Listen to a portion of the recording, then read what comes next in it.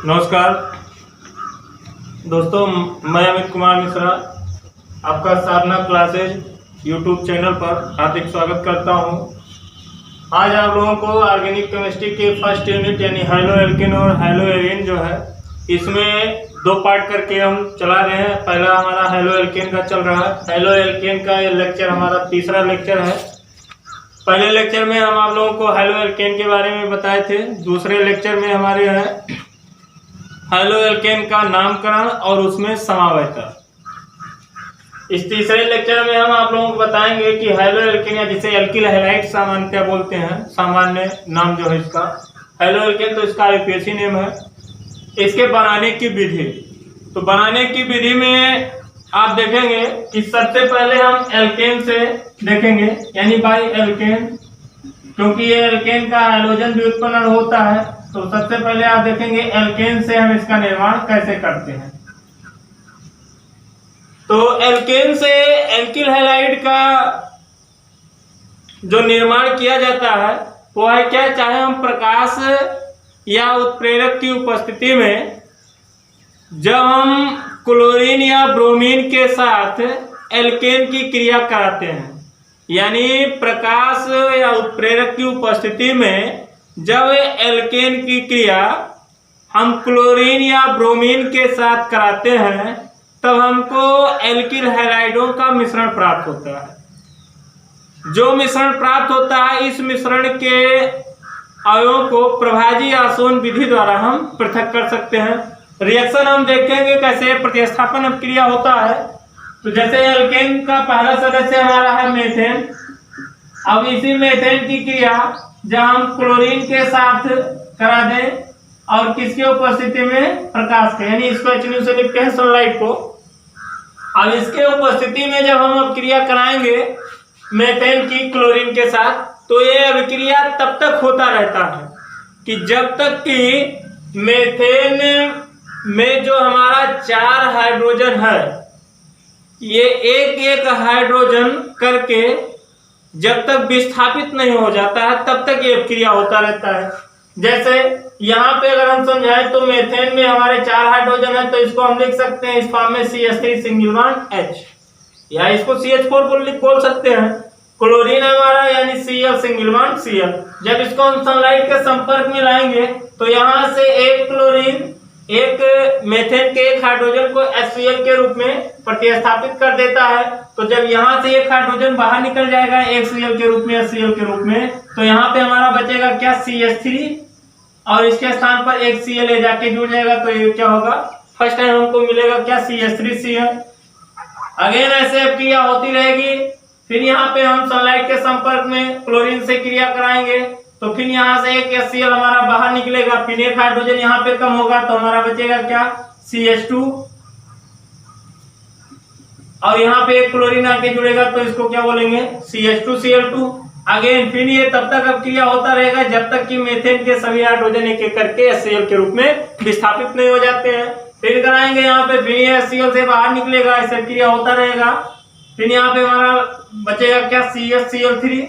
Again फिर हम इसका विस्थापन होगा हाइड्रोजन का क्लोरीन द्वारा, फिर HCl यहाँ पे बाहर निकलेगा तो लास्ट में हमको मिलेगा क्या, CCl4। तो यह है पहला हमारा एल्केन की क्रिया क्लोरीन या ब्रोमीन के साथ प्रकाश या उत्प्रेरक की उपस्थिति में कराते हैं।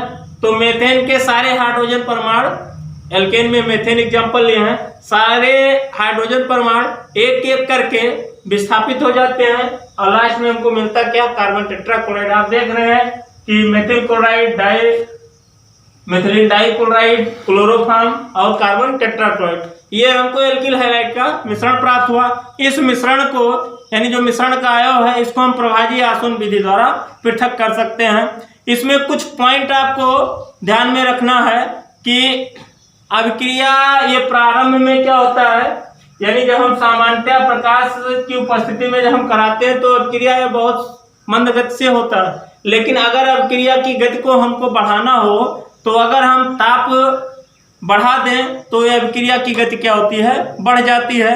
तो पहला कंडीशन है ताप या उत्प्रेरक की उपस्थिति में इस अभिक्रिया की गति बढ़ जाती है। उत्प्रेरक में हम ले सकते हैं उत्प्रेरक के रूप में, चाहे हम CuCl2 ले लें या फिर हम FeCl3 ले लें, चाहे हम उत्प्रेरक ले लें, या फिर हम क्या लें, टेम्परेचर को इंक्रीज कर देते हैं, तब हमारा इस अभिक्रिया की गति क्या होता है, बढ़ जाता है। अगर नेक्स्ट है, अगर यहाँ पे आप फर्स्ट टाइम यानी पहला कंडीशन बताए क्या इस अभिक्रिया के लिए कि ताप या उत्प्रेरक की उपस्थिति में इस अभिक्रिया की गति क्या होती है, बढ़ जाती है। सेकेंड, अगर हम एल्केन अधिकता में ले लें, यानी जो एल्केन हम लें अधिकता में ले लें, किसके रेफरेंस में, क्लोरीन या ब्रोमीन के रेफरेंस में, अगर हम एल्केन की अधिकता ले लेते हैं तो मुख्य उत्पाद में हमारा क्या होगा, एल्किल हैलाइड प्राप्त होगा, यानी अभिक्रिया एक ही स्टेप में पूर्ण हो जाती है, तब हमको एल्किल हैलाइडों का मिश्रण नहीं मिलता है ना। सेकंड क्या है कि अगर हम क्लोरीन या ब्रोमीन से कराते हैं सामान्यतः, लेकिन अगर हम आयोडीन के साथ क्यों नहीं इसकी अभिक्रिया देखा जाता है, आयोडीन के साथ भी अभिक्रिया होता है, अगर हम आयोडीन के साथ कराते हैं तब भी हमारा एल्किल हैलाइड बने यानी एल्किल आयोडाइड बनेगा, लेकिन यह अभिक्रिया होता क्या है, रिवर्सेबल होता है, यानी उत्क्रमणीय अभिक्रिया होता है। जब हम एल्केन की क्रिया आयोडीन के साथ कराते हैं, तो जब हम एल्केन की क्रिया आयोडीन के साथ कराते हैं तो अभिक्रिया हमारा उत्क्रमणीय हो जाता है। होता कैसे है, रिएक्शन को हम समझा रहे हैं आप लोगों को। जैसे मान लें हम मेथेन ले लें और इसकी क्रिया हम I2 के संपर्क में कराते हैं तो यह क्रिया उत्क्रमणीय होती है। तो यहाँ पे आप देखेंगे एक हाइड्रोजन I के द्वारा यहाँ पे HI के रूप में बाहर निकल जाता है और हमारा बनता क्या है, CH3I।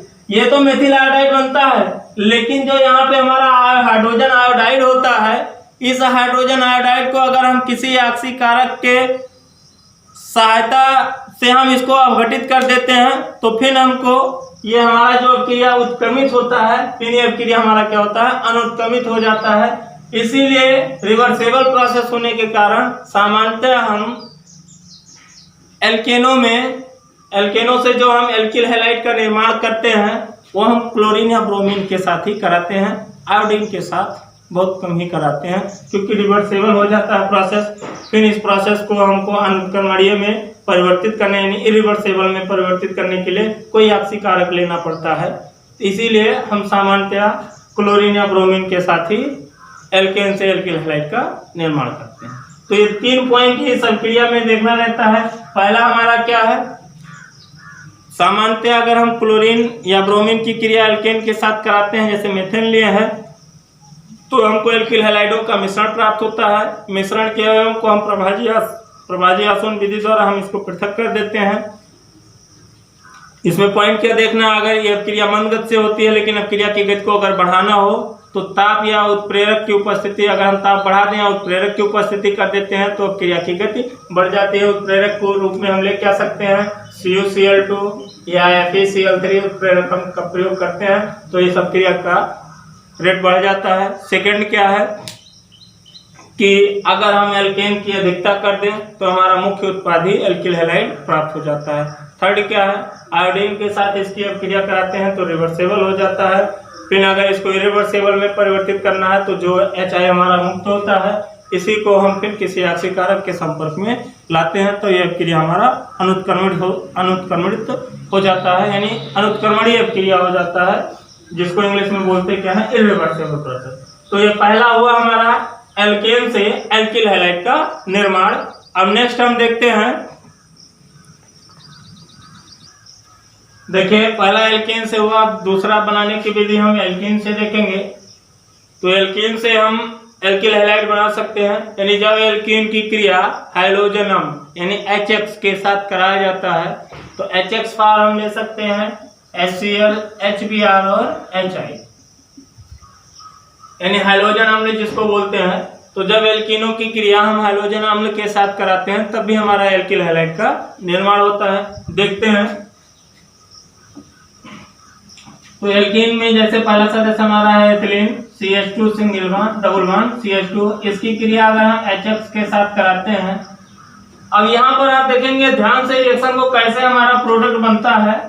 अब यहाँ पे आप देखेंगे कि HX है हैलोजन अम्ल जिसको बोलते हैं, यहाँ पे हमारा आप देख रहे हैं मल्टीपल बॉन्ड है। तो आप लोग जानते होंगे कि अगर सिंगल बॉन्ड, डबल बॉन्ड या फिर ट्रिपल बॉन्ड है तो सिंगल बॉन्ड को हम सिग्मा बॉन्ड बोलते हैं, और डबल बॉन्ड है तो एक सिग्मा और एक पाई, अगर ट्रिपल बॉन्ड है तो एक सिग्मा और 2 पाई। आप जानते हैं सिग्मा और पाई बॉन्ड में सिग्मा बॉन्ड स्ट्रांग होता है किसके अपेक्षा, पाई बॉन्ड के। तो जो बंध जितना अधिक मजबूत होगा वह बंध उतना ही कम क्रियाशील होगा दूसरे बंध की अपेक्षा। तो यहाँ पर आप देख रहे हैं कि सिग्मा पाई बंध की अपेक्षा अधिक मजबूत है, तो ये कम क्रियाशील होगा, और पाई बॉन्ड क्या होगा, अधिक क्रियाशील होगा।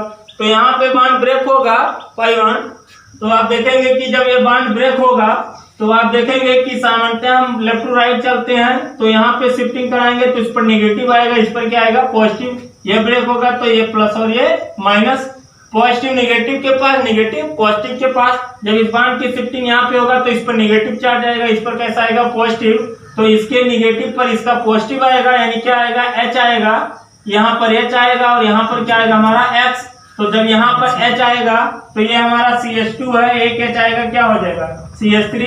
यहाँ डबल बॉन्ड था, बॉन्ड ब्रेक हुआ तो हमारा होगा क्या, सिंगल बॉन्ड। तो यहाँ पे क्या बचेगा CH2, और यहाँ पर जुड़ेगा क्या हमारा X।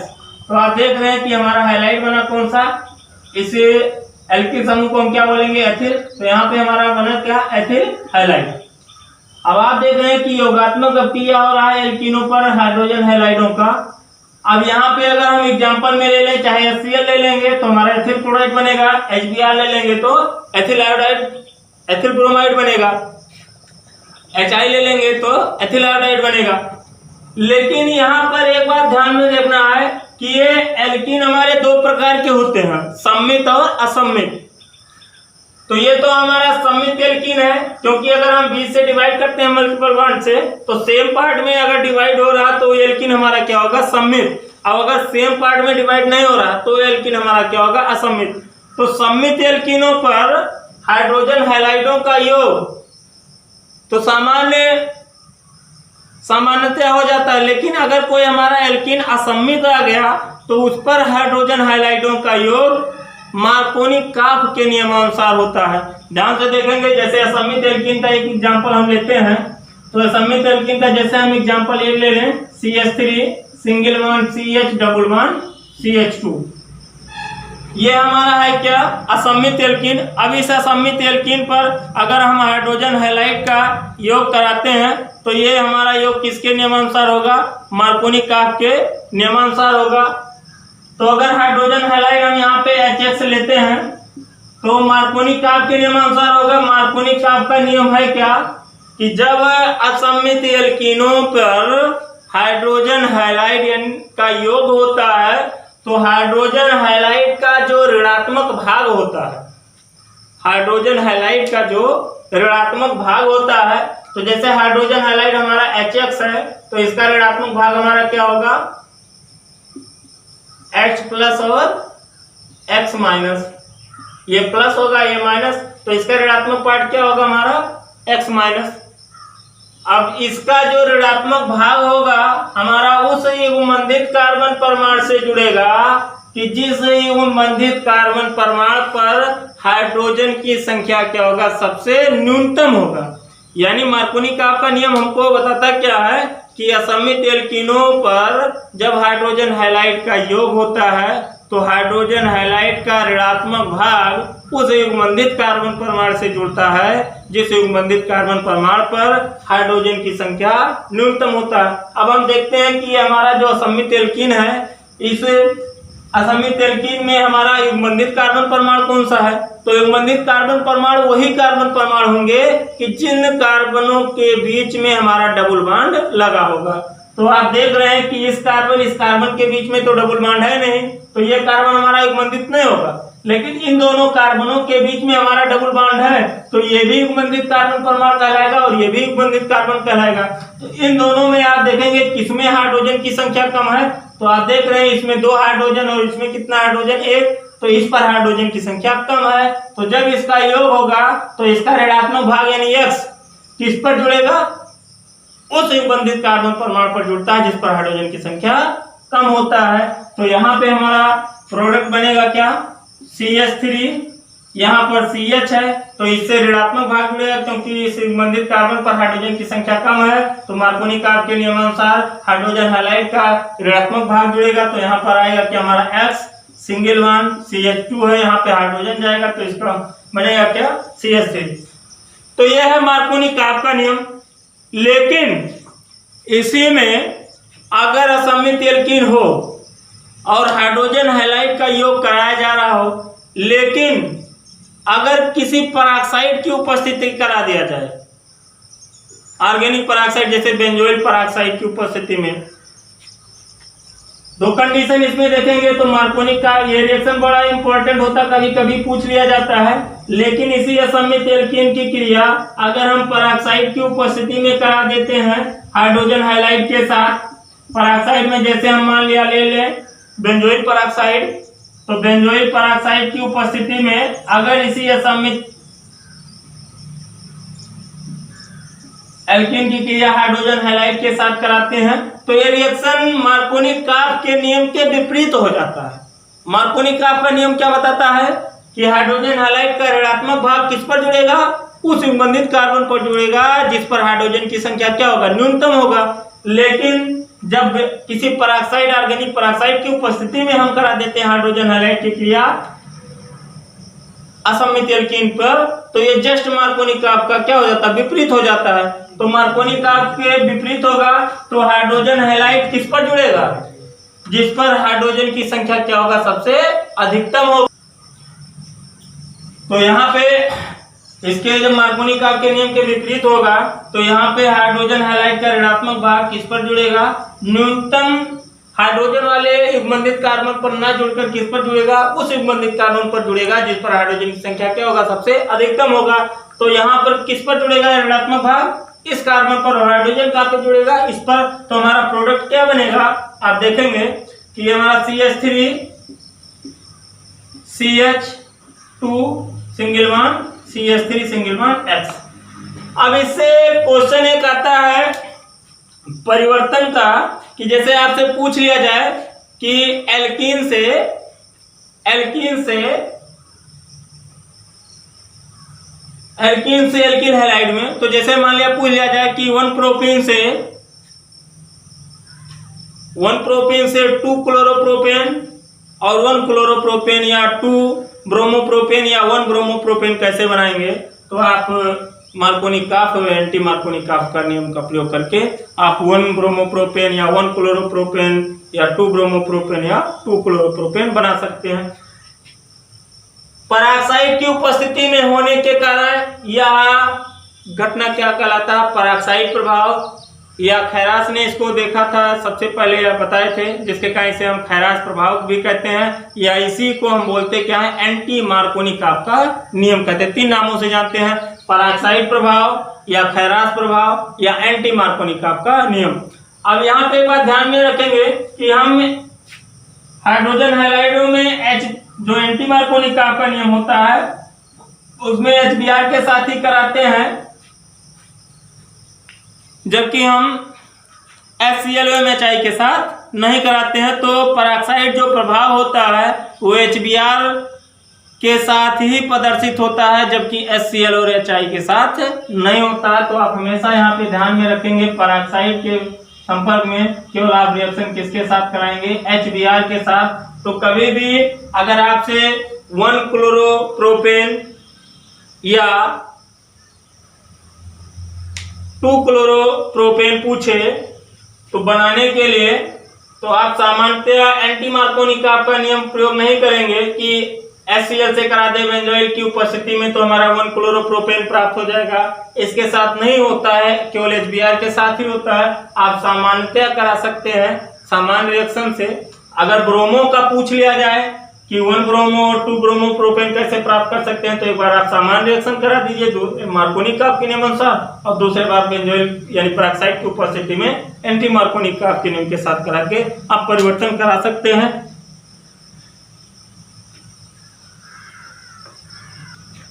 अगला आपका प्रिपरेशन मेथड है अल्कोहलों से।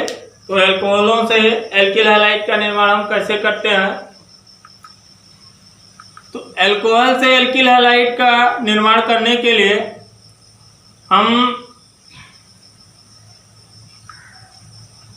देखते क्या है कि जब हम अल्कोहल की क्रिया, जैसे मान लिया हमारा अल्कोहल होता क्या है ROH, अगर इसकी क्रिया हम सांद्र HCl और निर्जल जिंक क्लोराइड की उपस्थिति में अगर हम अल्कोहल की क्रिया करा देते हैं, इसी को हम बोलते हैं ल्यूकास अपकर्मक। निर्जल जिंक क्लोराइड और सांद्र HCl का जो हमारा मिश्रण होता है उसी को हम बोलते क्या है ल्यूकास अपकर्मक बोलते हैं। जब अल्कोहल की क्रिया हम ल्यूकास अपकर्मक के साथ करा देते हैं तो यहाँ पर हमारा बनता क्या है RCl और प्लस यहाँ बाहर क्या निकल जाता है H2O। तो इस विधि द्वारा हम एल्किल क्लोराइड बना लेते हैं। किसके द्वारा? ल्यूकास अपकर्मक के द्वारा। अल्कोहल से एल्किल क्लोराइड बनाने की यही विधि हमारा क्या कहलाता है? ग्रुप प्रक्रम कहलाता है। यानी इस रिएक्शन को हम दूसरे नाम से भी बता सकते हैं, ग्रुप से प्रोसेस। यानी अल्कोहलों का एल्किल हैलाइड में परिवर्तन जो होता है ल्यूकास अपकर्मक के द्वारा, इसी प्रोसेस को हम बोलते क्या हैं? ग्रुप प्रोसेस बोलते हैं, ग्रुप प्रक्रम बोलते हैं। दूसरा है, अगर आपको ब्रोमाइड बनाना हो, एल्किल ब्रोमाइड अल्कोहल से, या एल्किल आयोडाइड बनाना हो, तो अल्कोहलों से एल्किल ब्रोमाइड या एल्किल आयोडाइड बनाने के लिए हम करते क्या है कि जब हम अल्कोहल की क्रिया पोटेशियम ब्रोमाइड बनाना होगा तो हम पोटेशियम ब्रोमाइड और H2SO4 ले लेंगे। तो पोटेशियम ब्रोमाइड H2SO4 से फर्स्ट टाइम क्रिया करके बनाता क्या है? यहाँ पर आप देखेंगे कि H प्लस HSO4 माइनस, यानी यहाँ से बाहर क्या निकलेगा KHSO4 और प्लस H और Br। तो यहाँ पर हमारा आ जाता क्या है हाइड्रोजन ब्रोमाइड। और फिर यही हाइड्रोजन ब्रोमाइड अल्कोहल के साथ क्रिया करके तो यहाँ से OH और यहाँ से H2 हमारा बाहर निकल जाता है और हमारा बनता क्या है एल्किल ब्रोमाइड। इसी प्रकार अगर एल्किल आयोडाइड बनाना है अल्कोहल से तो यहाँ पे हम क्या ले लेंगे Ki ले लेंगे, पोटेशियम आयोडाइड। तो यहाँ से हमारा बन क्या जाएगा हाइड्रोजन आयोडाइड, और ये हाइड्रोजन आयोडाइड फिर अल्कोहल के साथ क्रिया करा देंगे तो यहाँ पे हमारा क्या बन जाएगा एल्किल आयोडाइड बन जाएगा।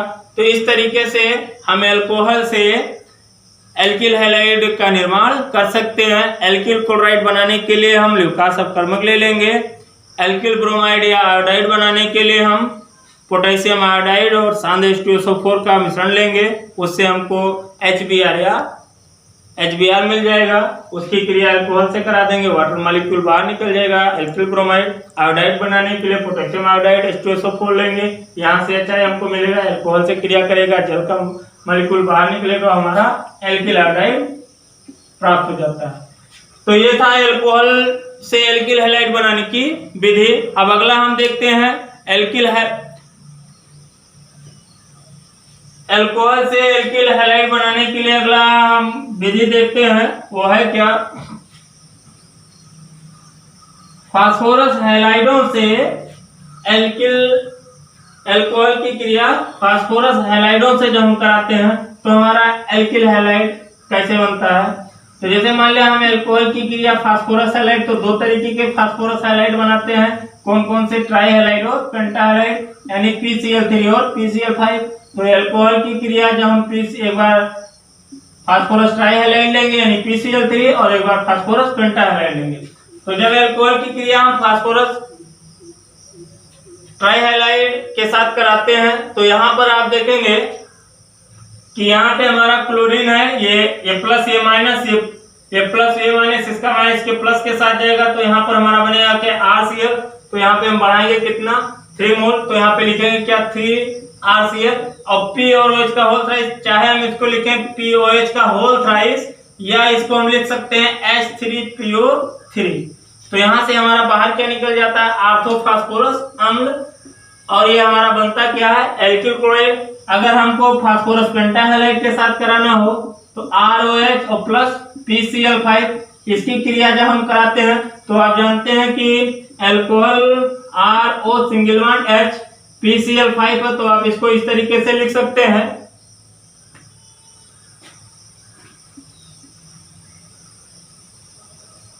यहाँ पे आप देखेंगे कि 3 Cl है,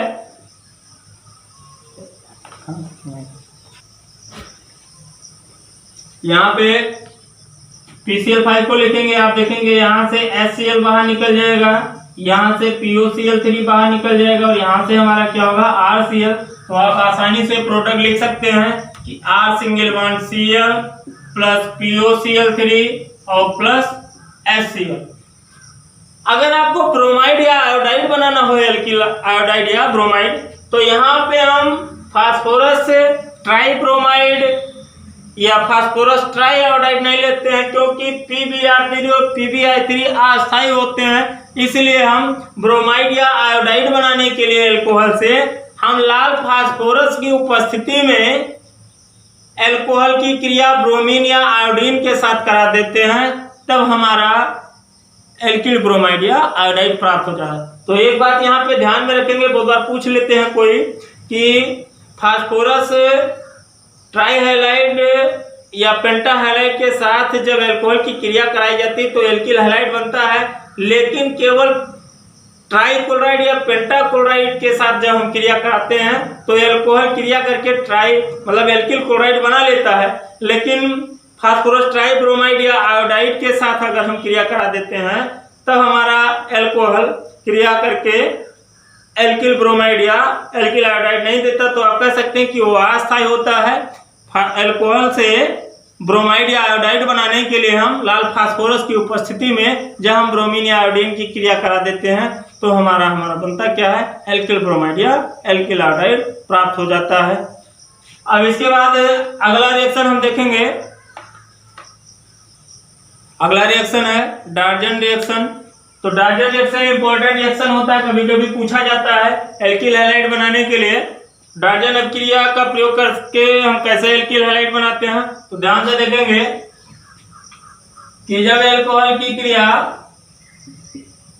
हम पिरिडीन की उपस्थिति में थायोनिल क्लोराइड के साथ आश्रित गर्म करके कराते हैं तो थायोनिल क्लोराइड इसको बोलते हैं SOCl2 को।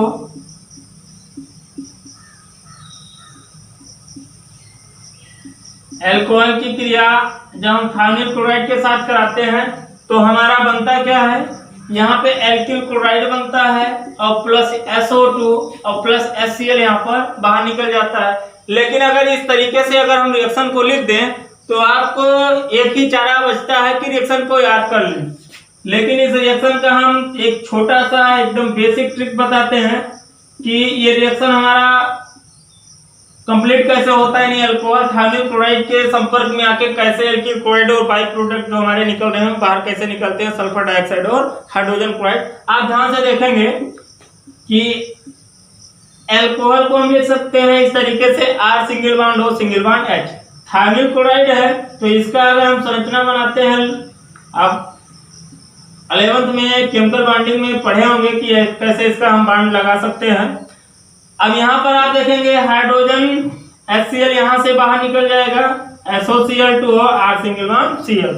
तो आसानी से आप बता सकते हैं कि RCl SO2 और HCl, यानी इट मीन्स हुआ क्या कि जब अल्कोहल की क्रिया पिरिडीन की उपस्थिति में हम आश्रित करते हैं थायोनिल क्लोराइड के संपर्क में लाकर तो हमारा बनता क्या है, एल्किल क्लोराइड। इसी अभिक्रिया को हम बोलते क्या है, डार्जन अभिक्रिया बोलते हैं।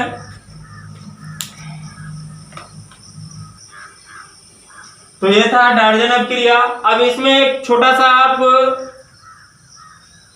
एक छोटी सी बात ध्यान देने वाली बात है कि थायोनिल क्लोराइड से क्रिया करा के तो हम एल्किल क्लोराइड बना सकते हैं। क्या थायोनिल ब्रोमाइड यानी SOBr2 या थायोनिल आयोडाइड SOI2 के द्वारा भी हम डार्जन अभिक्रिया का प्रयोग करके एल्किल ब्रोमाइड या एल्किल आयोडाइड बना सकते हैं। तो ध्यान देंगे कि थायोनिल ब्रोमाइड यानी जो SOBr2 होता है ये बहुत अस्थायी होता है और जबकि ये ज्ञात ही नहीं है। तो इस डार्जन अभिक्रिया में केवल हम लेते क्या है, थायोनिल क्लोराइड ही लेते हैं। इसीलिए यह अभिक्रिया एल्किल क्लोराइडों के निर्माण की सबसे उत्तम विधि होती है। एल्किल हैलाइडों में एल्किल क्लोराइडों के निर्माण की थायोनिल क्लोराइड। और यह अभिक्रिया और भी इम्पोर्टेंट होता है क्योंकि इस अभिक्रिया में जो बाई प्रोडक्ट हमारा SO2 और HCl बनता है, ये दोनों गैस हैं और आसानी से पृथक भी हो जाते हैं। तो इसीलिए अभिक्रिया और भी उत्तम विधि मानी जाती है एल्किल हैलाइडों के निर्माण की। अगला है कोनांट फिंकलस्टीन अभिक्रिया द्वारा। तो इस अभिक्रिया द्वारा एक एल्किल हैलाइडों के से दूसरे एल्किल हैलाइड का निर्माण किया जाता है। यानी है क्या कि एल्किल क्लोराइड या एल्किल ब्रोमाइड से एल्किल आयोडाइड बना सकते हैं, यानी एल्किल हैलाइडों के विनिमय द्वारा भी कह सकते हैं, या जिसको हम बोलते हैं कोनांट फिंकलस्टीन अभिक्रिया। तो कोनांट फिंकलस्टीन अभिक्रिया है क्या, आप ध्यान से देखेंगे कि जब एल्किल हैलाइड में क्लोरो या ब्रोमो यानी एल्किल क्लोराइड या एल्किल ब्रोमाइड को सोडियम आयोडाइड के साथ मेथिल अल्कोहल की उपस्थिति में इसकी क्रिया जब हम कराते हैं, यानी मेथेनॉल की उपस्थिति में, जब एल्किल हैलाइड में बेसिकली हमारा होगा क्या, एल्किल क्लोराइड या एल्किल ब्रोमाइड की क्रिया किसके साथ करा देंगे, सोडियम आयोडाइड के साथ करा देंगे। तो यहाँ पे आप देखेंगे सामान्यतः क्या होगा, Na+X- NaX हमारा क्या होगा, बाहर निकल जाएगा और हमारा बनेगा क्या, एल्किल आयोडाइड, और यहाँ बाहर क्या निकलेगा, NaX। जैसे एक जनरल रिएक्शन था, एक एग्जांपल ले लेते हैं। जैसे मान लिया हम ले लें एथिल क्लोराइड CH3CH2Cl, इसकी क्रिया सोडियम आयोडाइड के साथ मेथेनॉल की उपस्थिति में अगर हम कराते हैं तो यहाँ पर आप देखेंगे Cl- Na+, यहाँ से हमारा NaCl बाहर निकल जाएगा और हमारा बनेगा प्रोडक्ट क्या, CH3 single bond CH2 single bond I, यानी इसको हम बोलेंगे क्या, एथिल आयोडाइड। यानी तो एल्किल आयोडाइडों की निर्माण की उत्तम विधि होती है। देखिए अगला रिएक्शन है बोरोडीन हुंस डिकर अभिक्रिया द्वारा। यह भी इंपॉर्टेंट रिएक्शन है, कभी कभी पूछा जाता है नेमिंग रिएक्शन में कि बोरोडीन हुंस डिकर अभिक्रिया पर टिप्पणी लिखिए। तो बोरोडीन हुंस डिकर अभिक्रिया है क्या कि जब वसा अम्लों के सिल्वर लवण की क्रिया, तो वसा अम्ल आप जानते हैं मोनोकार्बोक्सिलिक को बोलते हैं, तो वसा अम्ल के सिल्वर लवण जैसे मान लिया RCO Ag की क्रिया ब्रोमीन के साथ कार्बन टेट्राक्लोराइड में जब हम आसवन कराते हैं, यानी जब मोनोकार्बोक्सिलिक अम्ल के सिल्वर लवण की क्रिया ब्रोमीन कार्बन टेट्राक्लोराइड की उपस्थिति में आश्रित कराते हैं, ब्रोमीन और मोनोकार्बोक्सिलिक अम्ल के सिल्वर लवण की क्रिया। तो यहाँ पर आप देख रहे हैं Br2 है, तो इस रिएक्शन को समझाने के लिए हम इस तरीके से लिख सकते हैं RCO Ag और प्लस Br और यहाँ पे Br। तो आप देखेंगे कि मोनोकार्बोक्सिलिक अम्ल के जब रिएक्शन को पढ़ाएंगे तो कई प्रकार की क्रियाएं करता है। जब इसके संपर्क में इसको हम लाते हैं, आश्रित कराते हैं, तो यहाँ से AgBr हमारा बाहर निकल जाएगा और प्लस यहाँ पे कार्बन डाइऑक्साइड भी हमारा मुक्त होता है प्लस CO2, और ये Br R के साथ जुड़ के क्या बना लेता है, RBr, यानी हमारा प्रोडक्ट बनता है क्या है, एल्किल ब्रोमाइड। तो जब मोनोकार्बोक्सिलिक अम्ल के सिल्वर लवण की क्रिया ब्रोमीन के साथ कार्बन टेट्राक्लोराइड की उपस्थिति में आश्रित कराते हैं तो हमारा बनता है क्या है, एल्किल ब्रोमाइड।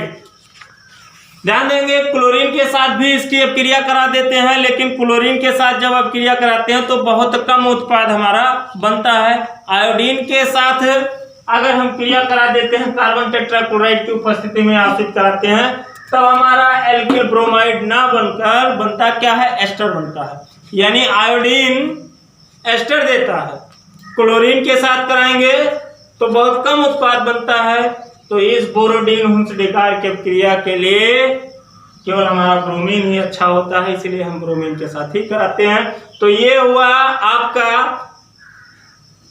हैलो एल्केन यानी एल्किल हैलाइड के बनाने की सामान्य विधियां। ये अगर आपको वीडियो अच्छा लगा हो तो लाइक करिए, शेयर करिए, कमेंट करिए। अगर इससे रिलेटेड कोई भी क्वेश्चन आपके मन में आया हो तो आप कमेंट बॉक्स में लिख सकते हैं और उसका उत्तर आपको मिल जाएगा। इसके बाद अगले वीडियो में, नेक्स्ट वीडियो में हम आएंगे लेक्चर 4 में हैलो एल्केन के एल्किल हैलाइडों के गुण को लेकर, यानी उसके फिजिकल प्रॉपर्टी उसके केमिकल प्रॉपर्टी को लेकर अगले वीडियो में आपसे मुलाकात करेंगे। अगर अच्छा लगा हो तो चैनल को सब्सक्राइब भी कर लीजिएगा। तब तक के लिए जय हिंद।